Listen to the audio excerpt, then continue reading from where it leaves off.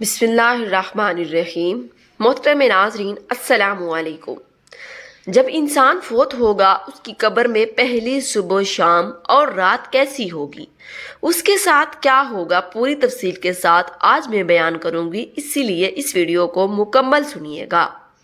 موت ایک ایسی حقیقت ہے جس پر ہر شخص یہ یقین رکھتا ہے کہ اس سے دوچار ہونا اور اس کا تلخ جام پینا ضروری ہے۔ یہ یقین ہر قسم کے کھٹکے و شہبے سے بالاتر ہے، کیونکہ جب سے دنیا قائم ہے کسی نفس و جان نے موت سے چھٹکارا نہیں پایا۔ کسی بھی جاندار کا جسم سے روح نکلنے اور جدا ہونے کا نام موت ہے۔ ہر انسان خواہ کسی مذہب سے وابستہ ہو یا نہ ہو، اللہ یا غیر اللہ کو معبود مانتا ہو یا نہ مانتا ہو، اس حقیقت کو ضرور تسلیم کرتا ہے کہ اس کی دنیاوی زندگی عارضی و فانی ہے۔ حضرت علی رضی اللہ تعالیٰ عنہ کی خدمت میں ایک شخص حاضر ہوا اور پوچھنے لگا کہ اے امام علی، قبر میں انسان کی پہلی رات کیسے گزرتی ہے؟ تو حضرت علی رضی اللہ تعالیٰ عنہ نے فرمایا، میں نے اللہ کے رسول صلی اللہ علیہ وآلہ وسلم سے سنا ہے کہ انسان کی سب سے مشکل رات قبر کی پہلی رات ہوتی ہے، جب دوسرے انسان، اس کے دوست، عزیز و وقارب رشتہ دار اسے دفنا کے چھوڑ کے چلے جاتے ہیں، تب وہ انسان روتا رہتا ہے۔ ہر ایک دوست کے پاس آتا ہے اور اسے روکنے کی کوشش کرتا ہے کہ مجھے چھوڑ کر نہ جاؤ، لیکن افسوس اس کی آواز کوئی نہیں سنتا۔ حضرت ابو سعید رضی اللہ تعالیٰ عنہ سے روایت ہے کہ حضور اکرم صلی اللہ علیہ وسلم نے فرمایا، لوگوں اپنی موت کو یاد کیا کرو۔ قبر ہر دن اپنے مردوں سے اعلان کرتی ہے کہ میں غربت اور تنہائی کا گھر ہوں، کیڑے مکوڑوں کا گھر ہوں، مٹی کا ڈھیر ہوں۔ جب مومن کو دفن کیا جاتا ہے تو قبر اسے مرحبا کہہ کر خوشخبری دیتی ہے کہ میری پشت پر چلنے والوں میں سے تو بڑا محبوب تھا، آج میں تیری ہو گئی اور تو میرے پاس آ گیا، آج میرا احسان دیکھ۔ یہ کہہ کر قبر کشادہ ہو جاتی ہے۔ اب جنت کا دروازہ کھول دیا جاتا ہے جہاں سے اس کو تازہ ہوا آتی ہے۔ حضرت ابو ہریرہ رضی اللہ تعالیٰ عنہ کا بیان ہے کہ رسول اکرم صلی اللہ علیہ وآلہ وسلم ایک جنازے میں شریک تھے اور میں بھی آپ صلی اللہ علیہ وسلم کے ہمراہ تھا۔ آپ ایک قبر پر بیٹھ گئے اور فرمایا کہ یہ قبر ہر روز بآواز بلند کہتی ہے کہ اے آدم کی اولاد، تو کیوں مجھے بھول گیا؟ کیا تجھے یہ معلوم نہیں کہ میں تنہائی کا گھر، غربت کا گھر، وحشت کا گھر اور کیڑے مکوڑوں کا گھر ہوں؟ مگر اللہ جس کے لیے کشادگی کا حکم فرمائے گا اس کے لیے کشادہ ہو جاؤں گی۔ اس کے بعد آپ صلی اللہ علیہ وسلم نے فرمایا، اے قبر، تو یا تو جنت کا چمن ہے یا تو پھر آگ کا ایک تندور ہے۔ حضور اکرم صلی اللہ علیہ وسلم نے فرمایا کہ مردہ جب قبر میں رکھا جاتا ہے تو قبر اسے کہتی ہے، اے ابن آدم، تو ہلاک ہو، تجھے کس چیز نے مجھ سے دھوکے میں رکھا؟ کیا تجھے معلوم نہ تھا کہ میں کیڑے مکوڑوں کا گھر ہوں؟ تجھے کس چیز نے مجھ سے بہکا کر نڈر کر دیا اور تو میری پشت پر بہت اکڑ کر چلتا تھا؟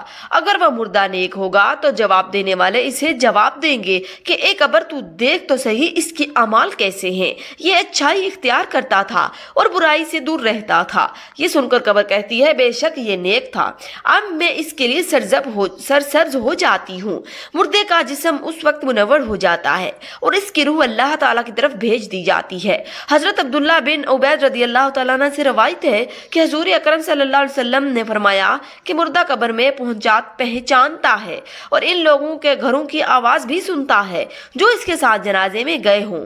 مردے سے اس کی قبر کہتی ہے کہ اپنے آدم، تیری ہلاکت ہو، تو نے میری تنگی، بدبو اور کیڑے مکوڑوں کا خوف نہیں کیا، اسی لیے تو نے ان چیزوں سے بچنے کے لیے تیاری نہ کی۔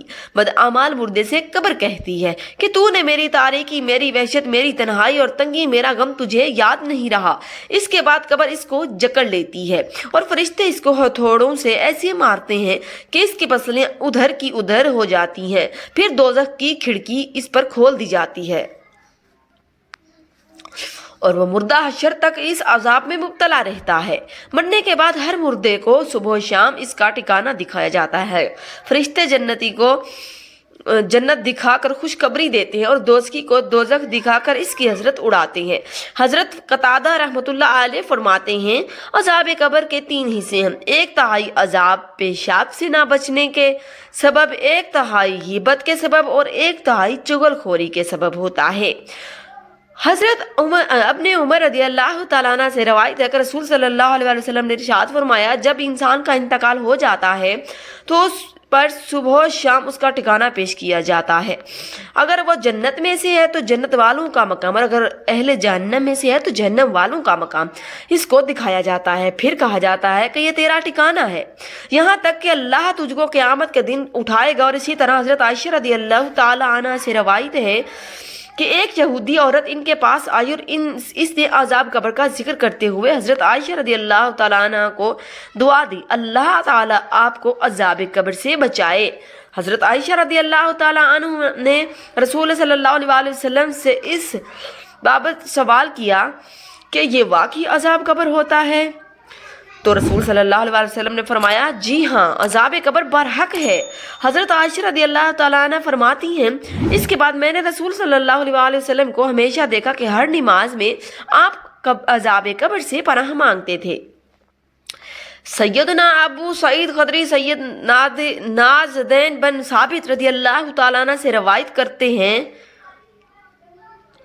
سیدنا ابو سعید خدری سید نازدین بن ثابت رضی اللہ تعالیٰ عنہ سے روایت کرتے ہیں کہ انہوں نے فرمایا ہم قبیلہ بنو نجار کے ایک باغ میں نبی اکرم صلی اللہ علیہ وسلم کے ساتھ تھے اور آپ صلی اللہ علیہ وسلم خچر پر سوار تھے۔ اچانک وہ خچر اس طرح بدکا کہ نبی اکرم صلی اللہ علیہ وسلم کو گرا دیا۔ وہاں دیکھا تو 4 5 یا 6 قبریں تھیں۔ ارشاد فرمایا ان قبر والوں کو کون جانتا ہے؟ ایک شخص نے کہا میں جانتا ہوں۔ پوچھا یہ کب فوت ہوئے؟ تو بتایا گیا کہ یہ شرک پر مرے ہیں۔ تو ارشاد فرمایا یہ امت اپنی قبروں میں آزمائی جاتی ہے، اگر مجھے اس بات کا اندیشہ نہ ہو کہ تم مردے دفن کرنا چھوڑ دو گے تو میں اللہ تعالیٰ سے دعا کرتا ہوں کہ وہ تمہیں وہ عذاب قبر سنوا دے جو میں سنتا ہوں۔ سید نازید رضی اللہ تعالیٰ عنہ نے کہا پھر نبی اکرم صلی اللہ علیہ وسلم ہماری طرف متوجہ ہوئے، فرمایا تم آگ کے عذاب سے اللہ کی پناہ مانگو۔ صحابہ کرام رضوان اللہ عنہم اجمعین نے کہا ہم جہنم کے عذاب سے اللہ کی پناہ مانگتے ہیں۔ اللہ تعالیٰ سے دعا ہے کہ ہم سب کو مرنے سے پہلے مرنے کی تیاری کرنے کی توفیق عطا فرمائے، اور جو مسلمان اس دنیا سے جا چکے ہیں ان کی بخشش فرمائے، آمین۔ امید کرتی ہوں کہ آپ کو ہماری ویڈیو اچھی لگی ہوگی۔ اگر آپ کو ہماری ویڈیو اچھی لگی ہے تو ہماری ویڈیو کو لائک کریں اور مزید ایسی ویڈیو کو دیکھنے کے لیے ہمارے چینل کو سبسکرائب ضرور کر دیں۔ شکریہ۔